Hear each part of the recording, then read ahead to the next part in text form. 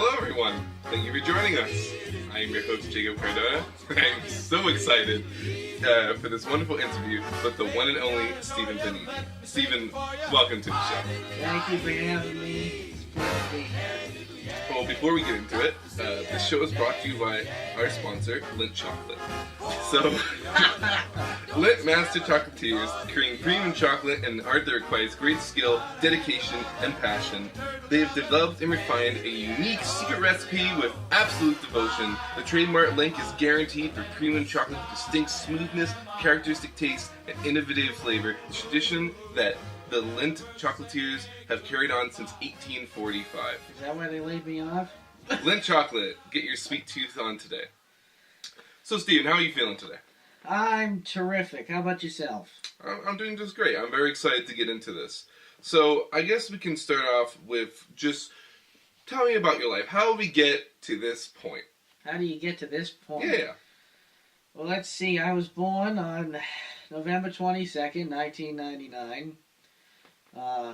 I was an accident. No, I'm just kidding. It wasn't actually an accident. Okay. No, I was planned, kind of. I guess this isn't what they expected, when I came out.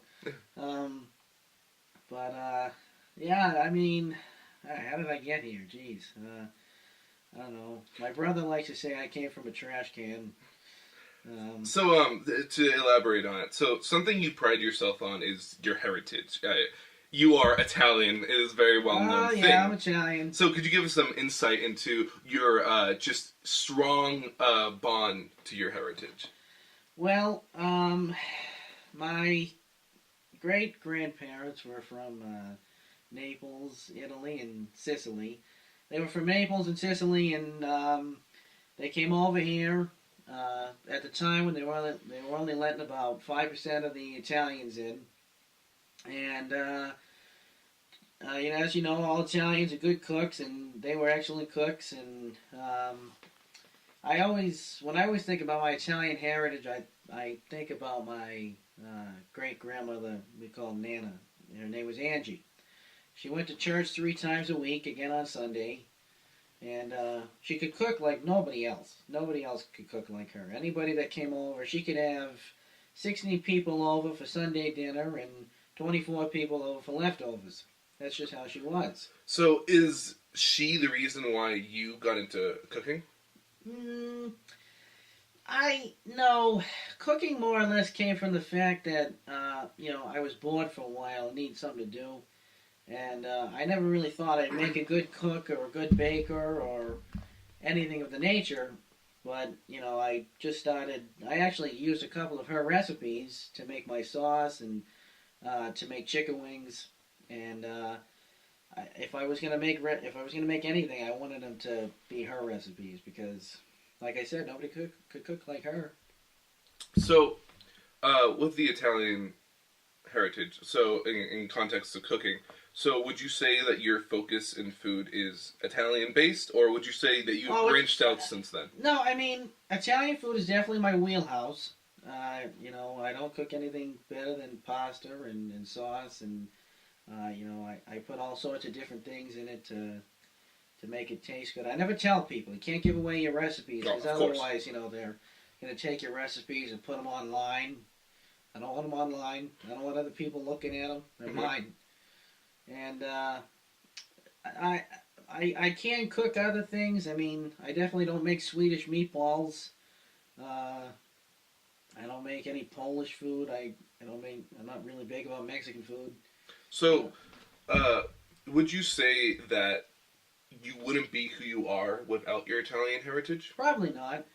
My Italian heritage, I mean, it took over so much of my life. Cooking, music. I mean, music especially. Mm-hmm. I mean, all the old Italians, Frank Sinatra, Dean Martin, and Perry Como, they're my idols. They're, terrific people, I come to think, and nobody could sing like them. They had remarkable voices. And so actually, to go into that, you are known for many things. Some good, some bad. You've been called a old man in a teenager body. What do you say to that? I say that's correct. So, with that in mind, what is your fascination with the 40s and 50s? I guess I always think of it as a simpler time. I think that the people then they didn't have phones, they didn't have a lot of computers. They had themselves, they had jobs that they had to go to and things to work for and look forward to, and everybody knew everybody and within their communities, and you knew your neighbors. Um, you know, you weren't as terrified when you went and walked out on the street to think that something might happen. So, would you say that with the advancement technology, people, even though they are now able to have thousands of friends online, you're saying that that's almost like a bad thing? Like, that's the opposite of. Could you elaborate? I mean, I always said I prefer face to face. Face to face typically is a way to go. That way you get to know somebody. I mean, you can't really read somebody's expressions over text or over Messenger. But in face to face, I can tell if you're a jerk or not. I typically try to befriend people who come off as nice people, or I just seem to think that they're a good person, and that's usually face to face. You don't typically look at somebody online and go, "Oh yeah, he looks like a good guy." You don't know. Yeah, You have no it's a idea who picture. they are. It's just a picture. That's all it is. So, could you say that we can learn almost from the 40s and 50s about having a stronger relationship through that time period? That you think that could help now? I think it could help us nowadays because, like I said, take people from that time period, like I was talking about. Dean Martin used to have a roast every week. He would roast people, and it was funny, and it was not taken seriously. Whereas I feel that a lot of people today, when you say something, they get very offended very easily, or they get very emotional about it, or I guess there needs to be more of a sense of humor, but not a sense of humor like this, like these memes and everything. They're funny, but I mean, Just a general sense. it's just I guess it's a generation thing. That's the comic of today, and I guess I see it more as. So you wish comedy was more open? I wish it was more. Yeah, I wish it was more open. Right, that's I wish it understandable. was more. Some of it could be. Yeah, interesting. All right. So going back on the 40s and 50s, just to get back on there, you spoke about some musicians that you were in love with. Not in love with, but who I enjoy. You love their music. So, favorite musical artist and song, and why? My favorite artist would have to be Perry Como, and his song "Don't Let the Stars Get in Your Eyes." Well, let me start with him. I really think that Perry Como was just a one-of-a-kind guy. He was just an absolute joy to listen to, an absolute joy to watch. He was so funny, and he'd have the crowd going in a minute. And for that time period, he did astronomically well performing in a time when Elvis Presley and a lot of rock and roll was coming out, but he never let go of that mellow, crooning, music that he was known for. If there was anybody that I could really admire or meet, it would be him. He's so terrific. The song "Don't Let the Stars Get in Your Eyes." If you haven't listened to it, I suggest you go out and listen to it. It's 1953. Mm-hmm. It was the first song that I ever listened to by him. My grandmother showed me the song one day when I was younger, and I just fell in love with his voice. And I bought his records, I bought his CDs, I even got an autograph thing from him. So you have records then? Oh, I have tons of records, crates full. Like that you play on a record player? On a record player. Like a spinning disc? Yeah, Victrola, yeah. Is it an old one or do you have a new one? I have a new one. Because there's been, I don't know if you've noticed, but there's been this new thing where everyone's buying records and playing the Yeah, vinyl records, they're starting to make a comeback. yeah, like the whole hipster vibe thing. But now the going new on. artists are starting to use them, and Do you think that's almost ruining the authenticity? I think somewhat. I think it is. You know, in a sense, you know, vinyl records had their time period. They had their musicians who, you had Columbia Records, you had RCA Victor, you know, who were some of the bigger companies that recorded.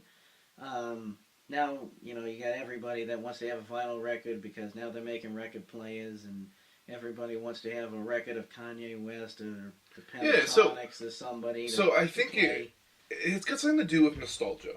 I would say a lot of it has to do with that. It's this nostalgic vibe, something that's away from our time, basically. But I would say that your fascination, would you say, with this time period and with, you know, records and this kind of music, is that I feel like you almost don't see it nostalgically, but you almost see it as like just like a way of life. Do you know what I mean by that? Oh, it is a way of life. I don't. You know, people are really surprised when I first meet them and I say to them, I don't listen to any modern music. They don't understand how I keep up with the times, so they say. Mm-hmm. And I say, simple. I turn on ABC and I watch George Stephanopoulos this week, and he gives me a whole. He talks about the entire week, you know, politics and everything. And do you listen to the radio? That was a joke, by the way. Like talking radio, not music. I do listen. I mean, I can, but I don't go out of my way to listen to it. If I have the opportunity to listen to anything, it's I guess I'm always looking for new music, regardless of how old it is. So on that idea, is there anything notable nowadays? Any artists, any type of music that you would say harkens back to this time, or would you say that we're missing it? And if we are missing it, how can we go about to like fix it? What can they add to the industry that can help? You can't change the industry now. The industry is false. It's that is we got Dan Bermudez on mic check. So if you ever heard a third voice, it is Dan speaking from the distance. I don't think we can change the industry back to what it used to be. The industry is changed. It is what it is now, and it was what it was then. I guess in a sense, you know, you had people, for example, Bing Crosby and the Andrews Sisters. They were with Columbia Records, and they would go and they would record, and they just had a certain vibe to the music that was of that time. Time evolves, music evolves. Now we're to the point where everything is so technical, everything is so electronic. It's no more trumpets and drums and trombones in the background, but instead it's a computer that plays the trumpet, the drums, and the trombones. So to me, it's not as real.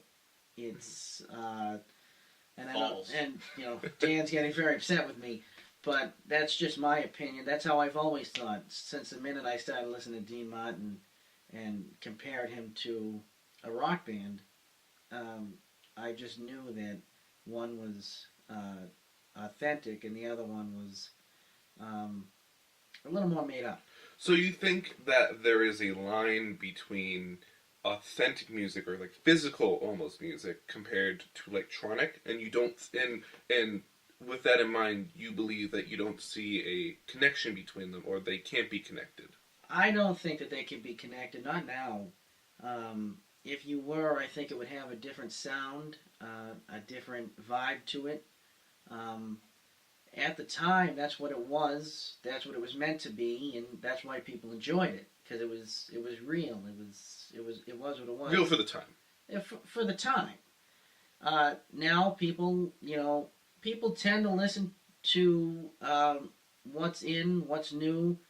I always tend to stray away and do my own thing. Listen to what I want to listen to, and I don't care what anybody else thinks. Okay. You know? So, what are your thoughts on music styles that are evolving with this? For example, electro swing, which is swing music with a mixture of electric. Do you think, with what you've been saying, do you think that music is like almost an imitation, a pale imitation of what used to be, or do you think it is an evolution and it's its own thing and you can't compare the two?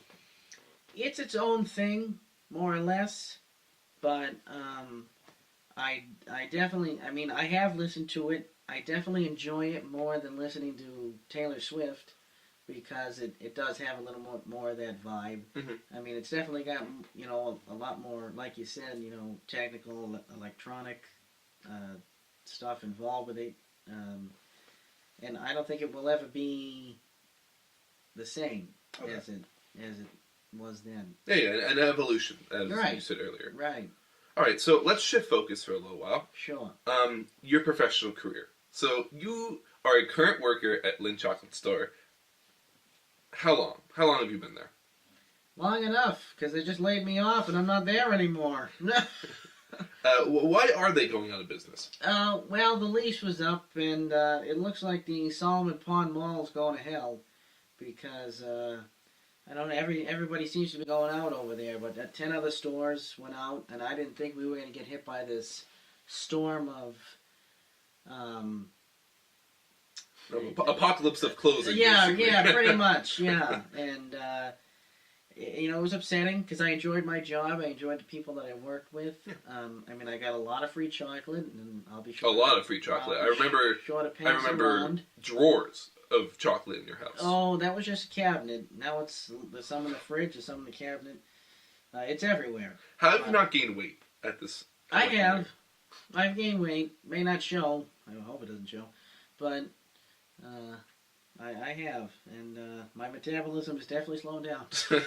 So why Lindt? Why was that the store you chose? Well, for years, I walked the mall with my grandfather, and he went in there all the time, so we knew all the managers, we knew the people that worked there. I had grown to know people, and as soon as I turned 18, I said, you know, I want to work there. It seems like a good job, seems like a good place to work, and I enjoyed it for what it was. Interesting. So what's it like an average day as a Lindt chocolate salesman? Well, you got to make sure the shelves look neat and tidy. You got to make sure the truffles are stocked. Everybody that comes in, they always tell us to make sure that once the customer leaves, that they have a smile of Lindt enjoyment and a bag full of Lindt chocolate.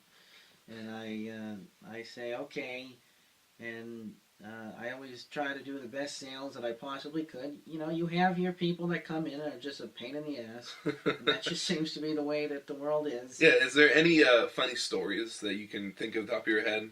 I did have a lady come in one time. You know, we're not allowed to give away bags. I'm allowed to give you one bag to put your stuff in. Yeah, of course. And then I give you it. And she was only getting a couple of chocolate bars that day. So I put them into a bag, small bag, and I handed it to her. She signed a thing, and she said, "Can I get a bigger bag, please, to put my jacket in?" I said, "I'm sorry, I'm not allowed to give you a bigger bag." And she got very upset with me.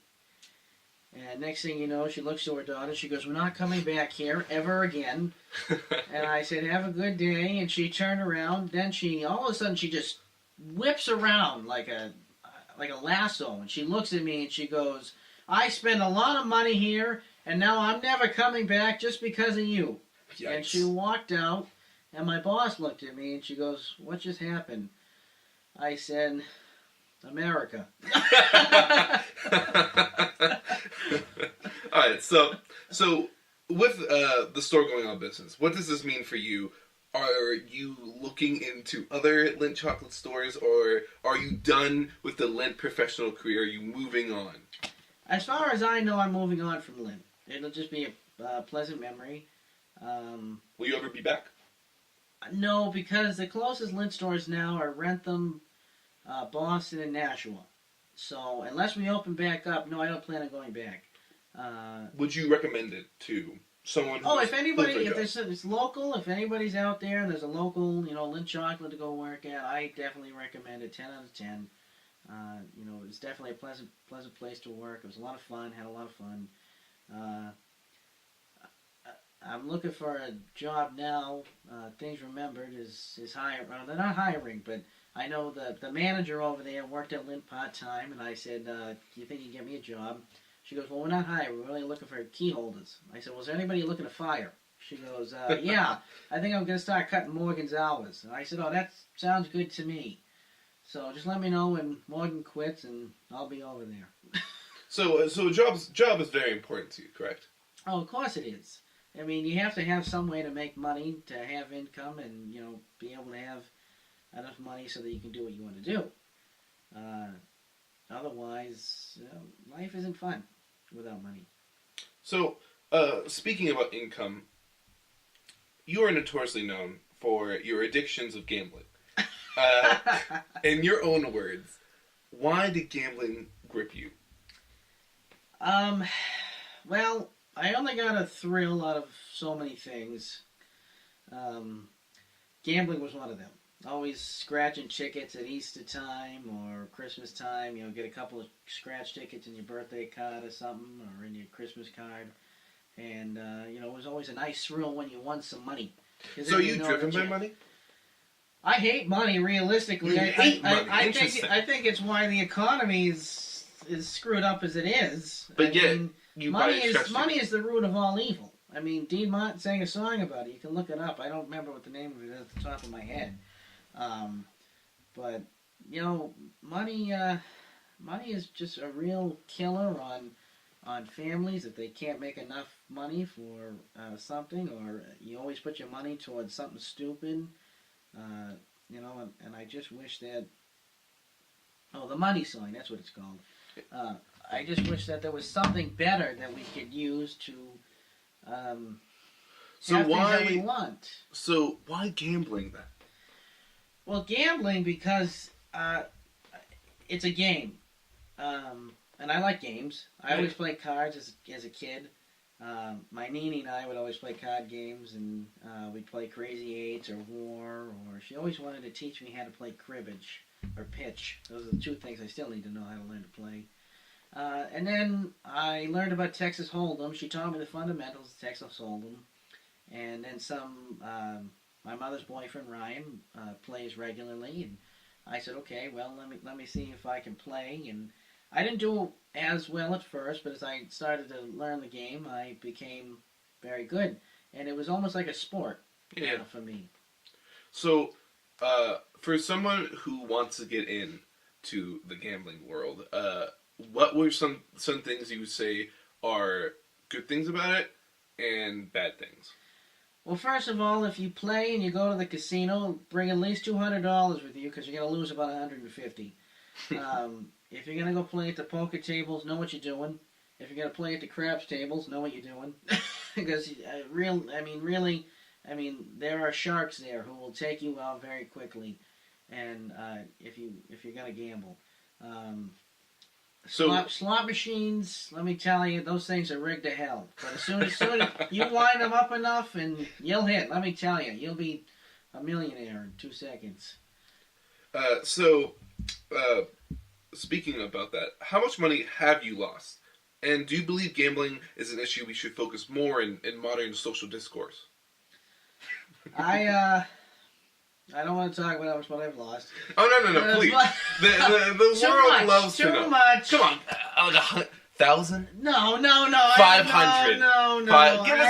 I don't. Give us a round. I've lost enough money gambling. I don't think it's an issue. I think that if you become addicted, it's an issue. I'm not addicted. I can quit. You say you're not addicted. I'm not addicted. I quit going to the games down at the places where they hold them. Would you want to go back? No, because I was blowing $20, and you had to at least come in the top 3 to win any money. I mean, just in a couple of weeks, I probably lost about $120. Not winning anything. And you don't believe you have an addiction?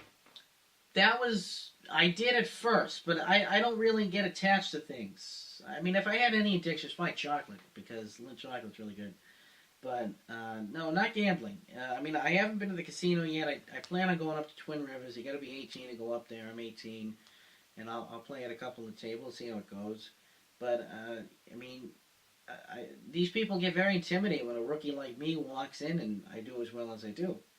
So it's just a fun thing, and you lose a hand, you lose a hand, you lose a game, you lose a game. That's how it is. You shake the other guy's hand, and say, hey, nice game, nice play. It's like a sport. Like I said, it's like football or basketball, and you're going to win. So like $800? Like how Oh much my have you lost? God! Get off the subject. All right.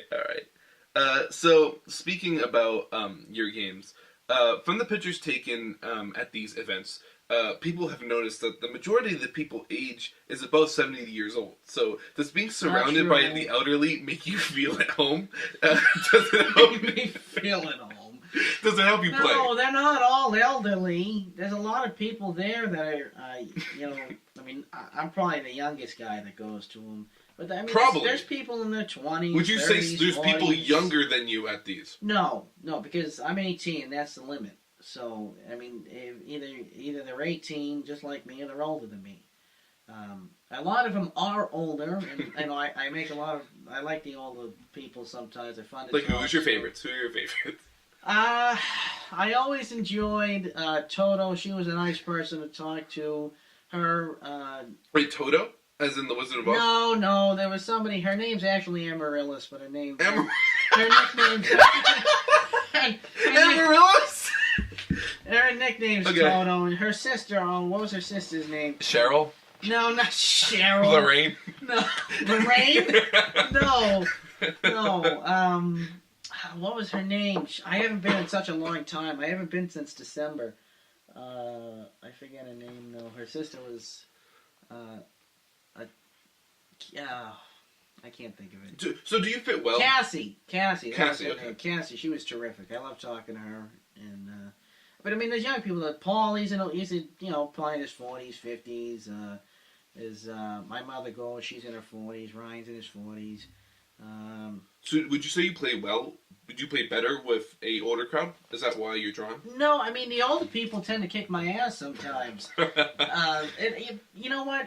When it comes to playing Texas Hold'em, especially poker, it's all in the cards. Either you're going to get dead cards and you got to play them right. Somehow you'll maybe make it far enough with them. Otherwise, you always got to get an early chip lead. And if I get dead cards, I can't do it. Even when I get good cards, somebody always beats me out with a better hand. How good is your poker face? My poker face? Oh, it's terrible. I'm an Italian, Irish, French. I mean, none of them can keep a straight face. Are you kidding me? We're all blunt as can be. All right then. So you don't think the old people is the reason you go? No, they're not the reason I go. I go because I like the game. Even if they were all the same age as me, I'd still go. I mean, do I enjoy talking to them? Sure. Do you have a lot to talk about since you love when they were born? I always like to bring up music because I like to see where they stood. But sometimes they're not even old enough to talk about the same music as me. So... Have you ever... Have you ever visited an elderly house? An elderly home? Yeah, I like to give sponge baths on Thursdays. No, I'm just kidding.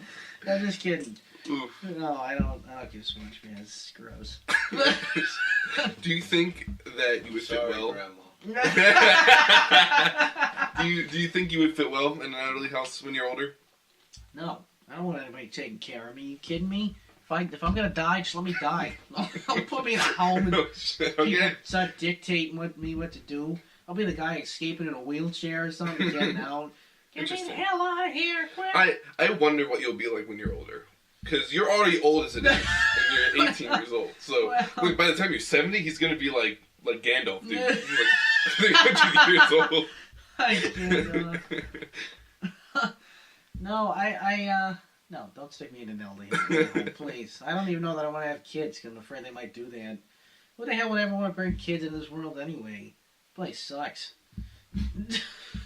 Alright, so for the final part of this segment, for the show, is we have some questions from the audience.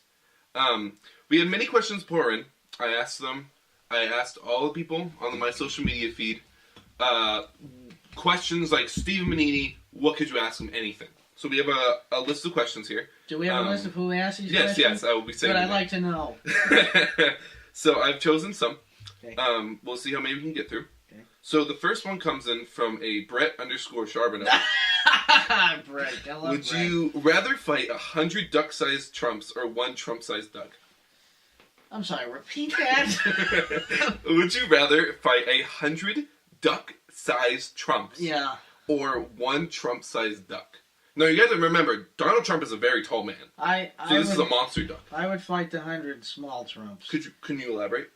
Well, if you give me a flamethrower, I could probably get through them. Besides that, we're talking bare hands. no, bare hands. Yeah. Jeez. Okay. Let's say they're in my house. I'll start up the stove and stick one individually into a pot, and we can have duck. That's all I can think of. All right. So our next one comes in from a Joe.LaFollette. Oh, God. Hi, Joe. Do you make more money off of poker nights or at the chocolate store? At the chocolate store. I don't make anything on poker nights. Well, I have one. How much have you won? What's the most you've won? Altogether or at one game?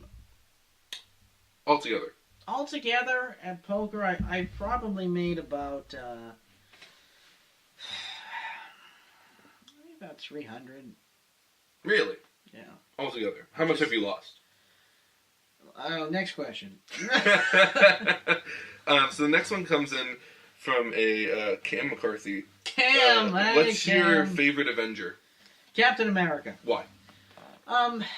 Whenever I pick a favorite character of mine, I always try to pick a character that I think I can relate to the most. Yeah, of course. And I just related to Steve Rogers in the sense that he was from a time period that I loved. He was an American, full-hearted American.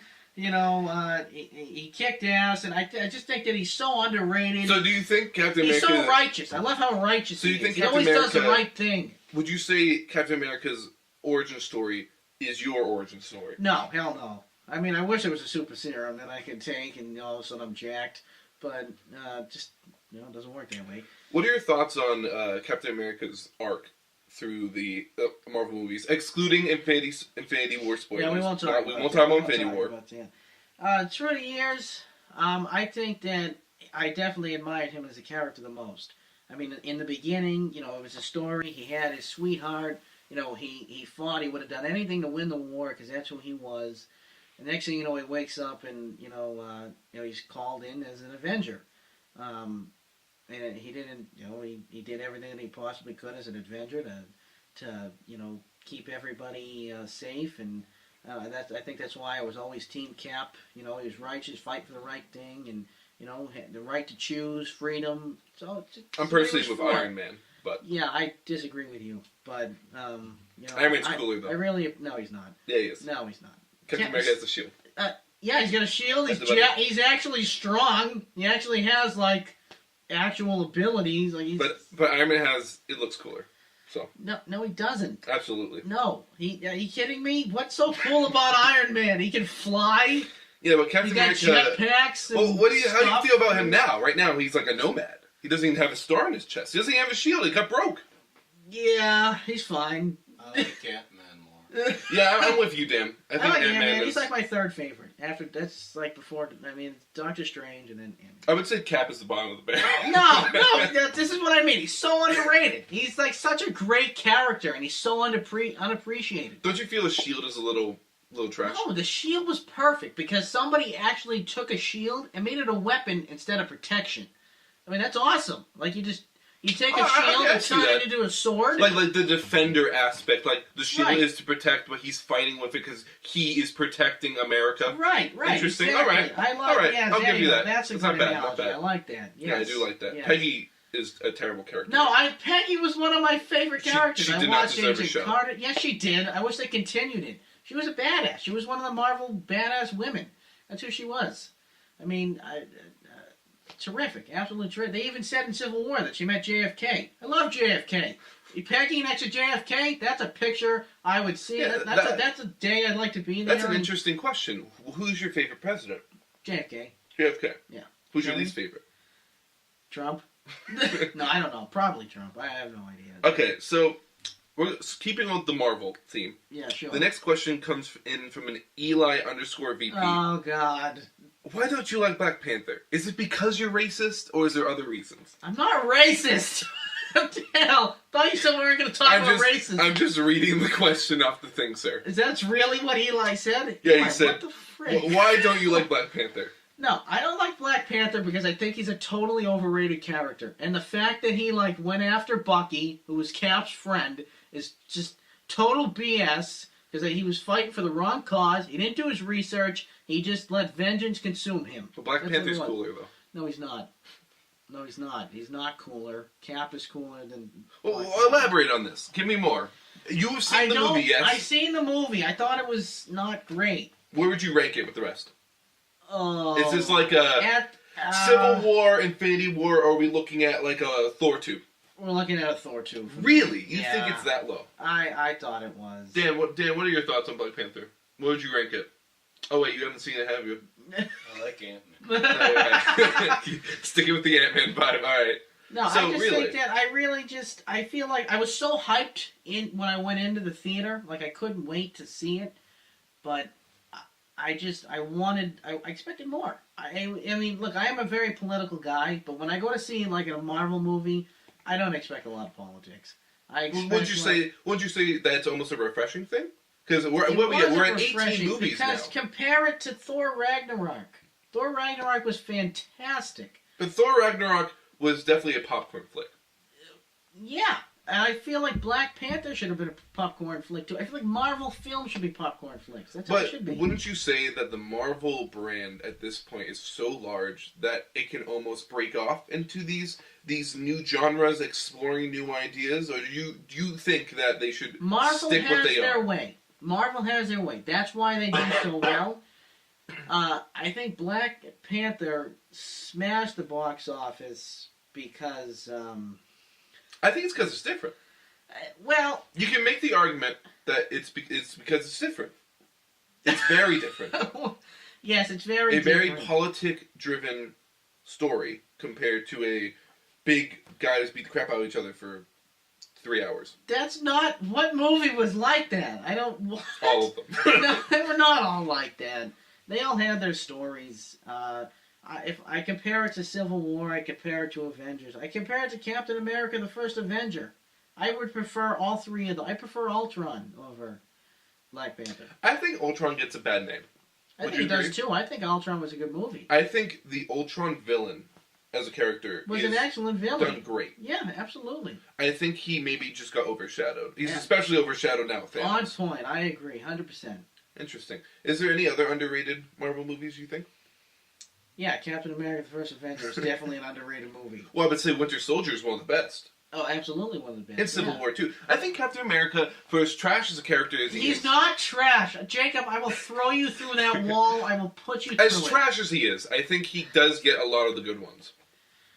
Yes, he does get all the good movies because he is an excellent character, and you know he is who he is. He's loved by so many. I mean, I'm more than positive more people will Team Cap than Team Iron Man. Interesting. And I think people. I think people only sympathize with Iron Man because Bucky killed his parents under the influence of Hydra. So you can't really, in my opinion, you can't defend Iron Man because Bucky wasn't right-minded. But Iron Man seems cooler. Oh my God! Get off the topic.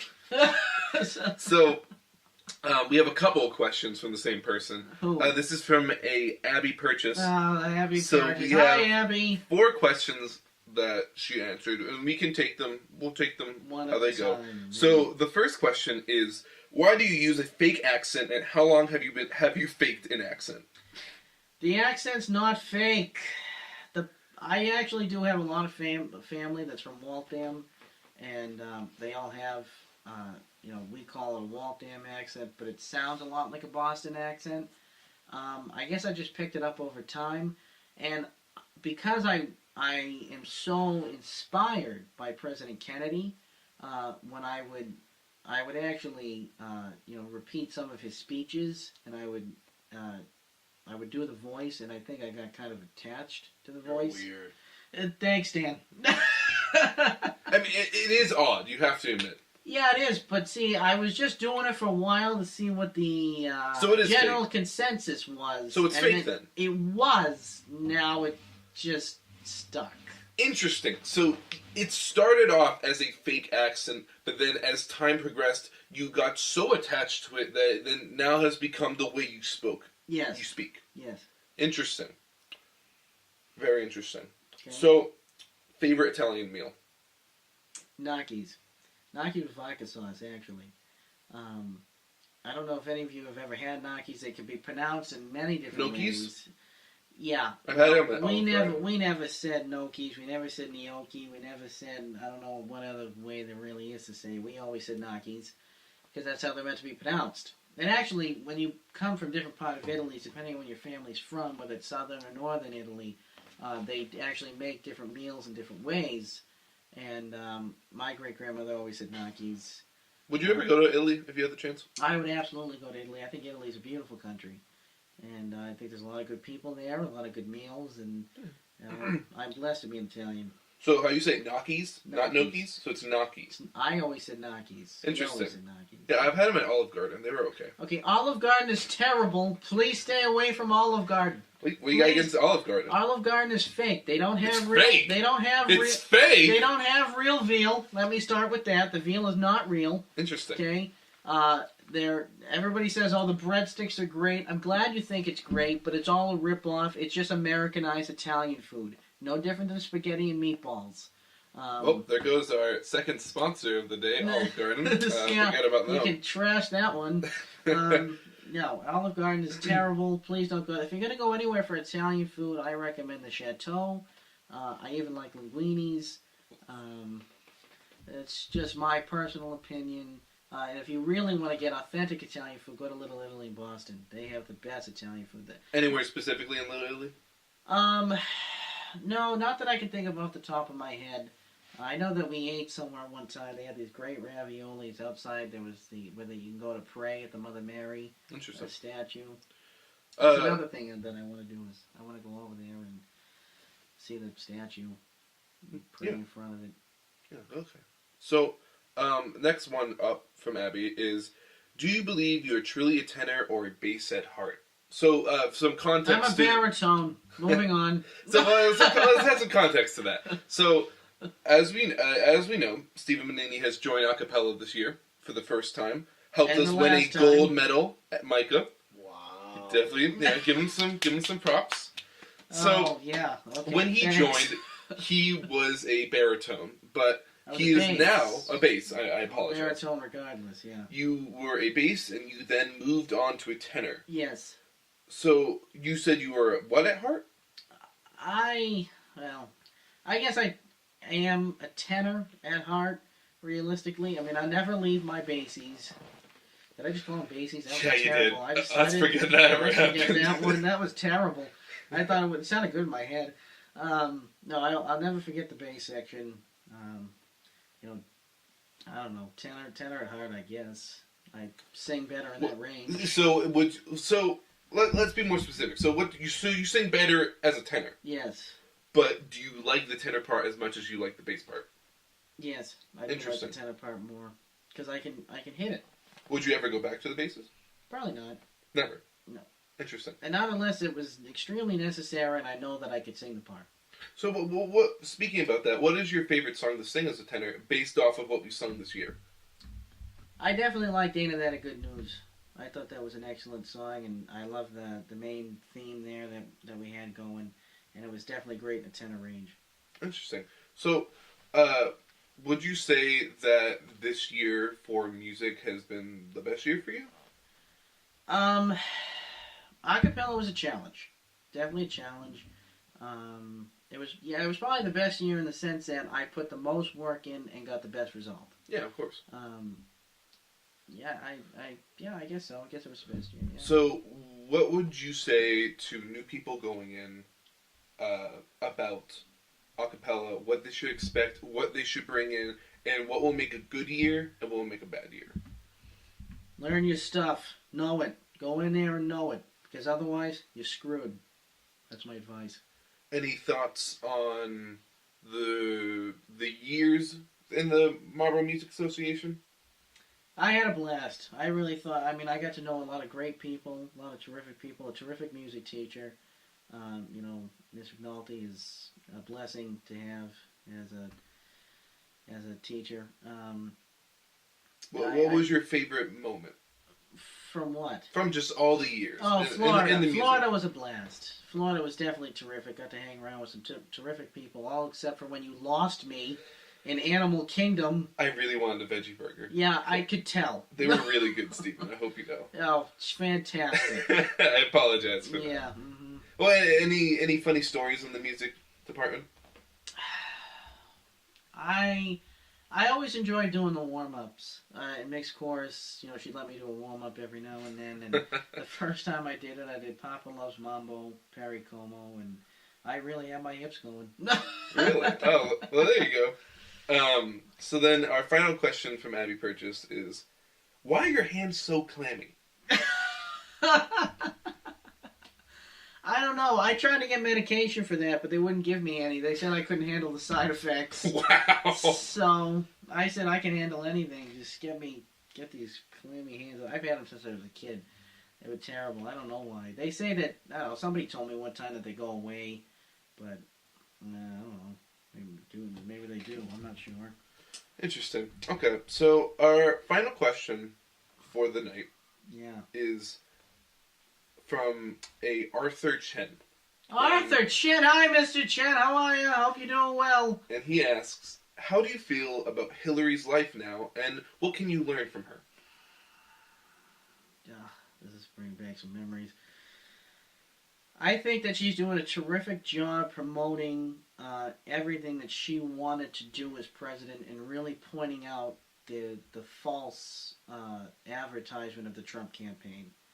I think that, although everybody says that it's time for her to step down and shut up, I say go to hell. Because this woman inspired me since I was 8 years old. Really, she did. As soon as I saw her up on stage, what really happened is when they were having the debate, Clinton versus Obama, my grandmother and I were there, 8 years old, and I said to her, okay, well, who's a good guy? Because that's how I always distinguished people as a kid, was good and bad. Yeah, of course. And she said to me, we want Clinton. And I said, okay, we want Clinton. So I always thought in my head that Clinton was this terrific person. We're going to have the first female president. Even in 2008, we're going to have the first female president. That's just the way that it's going to go. That was an interesting year. It was the first African American Mm-hmm. and the first female. I mean, that's really interesting that in politics we could have that. You know what I mean? Right. And I think it was a sad outcome. I think Clinton would have made a better president than Obama, personally. Yeah, of course. But I think that she's doing a terrific job now of talking about the issues, bringing them out, talking about what needs to be done to help the country. Even though she may not be the president, I think she's much more presidential and acting much more presidential than our actual president. What can I learn from her? That, one, you can't always win. Two, no matter what, you have to persist. You have to keep going, and you can't let anybody take you down. You just have to keep moving. You have to plant yourself like a tree and say, no, you move. That's what I get from her. Because, I don't know, I just wish he was president. Interesting. Okay. So, to finish this off, you are very well known for your jokes. Oh, God. Be it good or bad or cringe. It is a big aspect of what makes the Stephen Bonini. So, can you end the night with a joke? Can I end the night with a joke? I don't know. I gotta go back into my memory bank here. So, yeah, I mean, we can talk about that a little while you're thinking. So, you are, I would say, self-proclaimed comedian. Would you agree with that? I always thought I was going into comedy, but, stand-up. My jokes that I tell are just, cringeworthy.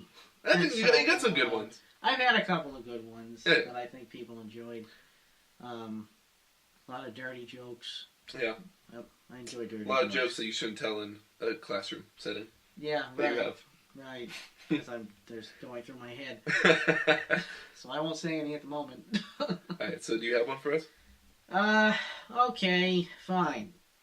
So a guy walks into a museum, and he says to the museum attendant, he goes, "I'd like to buy a Picasso painting." And the museum attendant said, "Sure. We have them from $5 to $5 million." So the guy says, "Well, I'll have the one for $5. So she hands him a picture of a bus. He says, "This is just a picture of a bus." She goes, "Yes, but Picasso took the picture." I don't get it. And Thank you so much, Stephen Bonini, You're for very coming on the welcome. show. You've given us so many great answers. We've learned so much. Anything you want to say to the audience? No, Anyone it's- specifically? It's just been a joy to be here. I hope that you all vote for me when I run for representative, then Senate, and then I'm off to the Oval Office. It's been a pleasure. Dan, thank you so much for Yeah, coming thank you, out to Dan, do for this. running the audio. Jacob, for thinking of the questions. Yeah, of course. Mr. Galti, we love you. I think you're a terrific person, and we're going to miss you a lot. So, anything you'd like to add? Well, that's good. See you guys. Thank you. Goodbye. Goodbye. Please check out my YouTube channel. Thank you.